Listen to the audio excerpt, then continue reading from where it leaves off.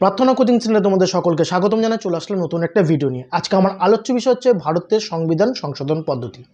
ভারতের সংবিধান হচ্ছে বিশ্বের বৃহত্তম সংবিধান, তাই এই সংবিধান সংশোধনের পদ্ধতিও অত্যন্ত গুরুত্বপূর্ণ। ভারতের সংবিধানের 368 নম্বর ধারায় এই সংবিধান সংশোধনের পদ্ধতির কথা নিয়ে আলোচনা করা হয়েছে। বলা বাহুল্য, এই সংবিধান সংশোধনের ক্ষেত্রে সুপরিবর্তন এবং দুষ্পরিবর্তন উভয়েরই সংমিশ্রণ ঘটেছে।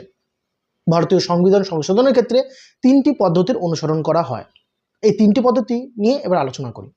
প্রথম পদ্ধতি, এই পদ্ধতি অনুযায়ী সংবিধান সংশোধনের প্রস্তাবটি পার্লামেন্টের যে কোনো কক্ষে অর্থাৎ উভয় কক্ষেই উপস্থাপন করা যেতে পারে। কেন্দ্রীয় সরকার সরকারি বিল এবং পার্লামেন্টের যে কোনো সদস্য বেসরকারি বিলের মাধ্যমে সংবিধান সংশোধনের প্রস্তাবটি উপস্থাপন করে। পার্লামেন্টের উভয় কক্ষে উপস্থিত ভোটদানকারী 2/3 ভোটের ওপর নির্ভর করে সংবিধানের সংশোধনী প্রস্তাবটি পাশ হবে এবং সেখান থেকে পাশ হওয়ার পর রাষ্ট্রপতির মঞ্জুরির জন্য রাষ্ট্রপতির কাছে পৌঁছায়। সেখান থেকে রাষ্ট্রপতির মঞ্জুরি পেলেই সংবিধান সংশোধিত হয়। এই পদ্ধতির দ্বারা সংবিধানের 3য় অধ্যায়ের মৌলিক অধিকারটি সংশোধিত হয়েছে। এরপর আসি দ্বিতীয় পদ্ধতি। এই পদ্ধতি কিন্তু আংশিকভাবে কঠিন। এই পদ্ধতিতে প্রথমে সংবিধান সংশোধনের প্রস্তাবটি পার্লামেন্টের উভয় কক্ষে উত্থাপিত হবে এবং সেখান থেকে 2/3 ভোটের মাধ্যমে পাশ হবার পর সেটি গিয়ে পৌঁছাবে রাজ্য আইনসভায়, অর্থাৎ রাজ্য আইনসভায় এরপর সংবিধান সংশোধনের প্রস্তাবটি উত্থাপন হবে। সেখান থেকে উপস্থিত সদস্যের ভোটের মাধ্যমে সম্মতি পেলে তবে সেটি রাষ্ট্রপতির কাছে পৌঁছাবে। এখানেও বলে রাখা ভালো, রাজ্য আইনসভায় উপস্থিত সদস্যরা নয় এই সংবিধান সংশোধনী প্রস্তাবের সপক্ষে ভোট দেবে, নয় এর বিপক্ষে ভোট দেবে, কিন্তু কখনোই সংবিধান সংশোধনীর প্রস্তাবটি পরিবর্তন করতে পারবে না। তো এখান থেকে পাশ হওয়ার পর রাষ্ট্রপতির কাছে পৌঁছাবে এবং সেখান থেকে রাষ্ট্রপতি যদি মঞ্জুরি দেয় বা রাষ্ট্রপতির মঞ্জুরি পেলেই তবে কিন্তু সংবিধানটি সংশোধিত হতে পারবে। এই পদ্ধতির অনুসরণে বা এই পদ্ধতির দ্বারা কেন্দ্র ও রাজ্যের সম্পর্ক এবং রাষ্ট্রপতি নির্বাচন প্রভৃতি ক্ষেত্রে সংবিধান সংশোধিত হয়। এরপর আসি তৃতীয় পদ্ধতি। এই পদ্ধতি সবথেকে সহজ পদ্ধতি।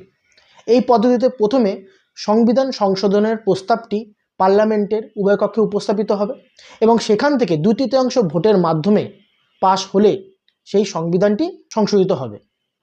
এই পদ্ধতির দ্বারা তো কোনো নতুন রাষ্ট্র গঠন বা কোনো রাজ্যের নাম পরিবর্তন, ঠিক আছে, এইগুলো হয়ে থাকে। তবে ভারতের সংবিধান সংশোধনের ক্ষেত্রে বেশ কিছু কিন্তু সীমাবদ্ধতা লক্ষ্য করা যায়। এবার কী কী সীমাবদ্ধতা? দেখো, সর্বপ্রথম পার্লামেন্টের গুরুত্ব, অধিক গুরুত্ব। দেখো, পার্লামেন্ট কিন্তু সংবিধান সংশোধনের ক্ষেত্রে অধিক গুরুত্ব পেয়ে থাকে। যেমন পার্লামেন্টের উভয় কক্ষেই এই সংবিধান সংশোধনের প্রস্তাবটি উত্থাপন করা যেতে পারে। তারপর পার্লামেন্টের উভয় কক্ষের ভোটদান, তবে সেই ক্ষেত্রে বলে রাখি, ধরো কোনো ক্ষমতাসীন দলের সদস্য সংখ্যা যদি বেশি হয় এবং তার সংখ্যা যদি পার্লামেন্টের উভয় কক্ষেই বেশি থাকে তাহলে সংবিধান সংশোধনের ক্ষেত্রে সহজভাবে সংবিধান সংশোধন করা যেতে পারে। নেক্সট আসছি রাষ্ট্রপতির ভূমিকা ক্ষীণ। এক্ষেত্রে কি হয়? দেখো, রাষ্ট্রপতির ভূমিকা কিন্তু সংবিধান সংশোধনের ক্ষেত্রে ক্ষমতা কিন্তু অনেকটাই কম। কেন?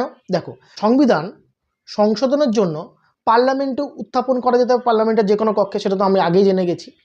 কিন্তু উত্থাপন করার জন্য রাষ্ট্রপতির কি কোনো সম্মতির দরকার হয়? না, দরকার হয় না। আবার দেখো, যখন এই সংবিধান সংশোধনের প্রস্তাবটি রাষ্ট্রপতির কাছে গিয়ে পৌঁছায় সেখানে কিন্তু রাষ্ট্রপতি সম্মতি দিতে বাধ্যই থাকে। এই কারণে রাষ্ট্রপতির ক্ষমতা অনেকটাই কম থাকে।